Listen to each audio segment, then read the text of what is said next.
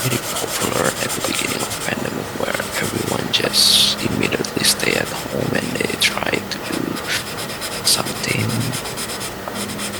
Is maybe one of things that they can do perhaps.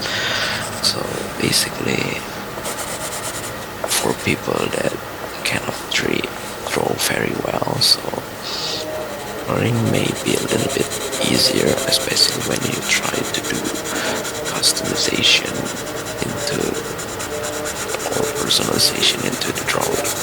So just like trying to paint an action figure that was not colored yet. So yeah, you can basically do anything in terms of the vignette or design or even things that's wrong.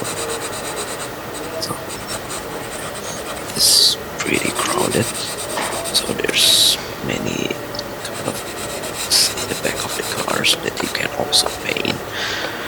So I'm still using the coloring pencil that I bought overseas, and yeah, it just cannot be see clearly, but as you can see, it was blue colors in the Supra.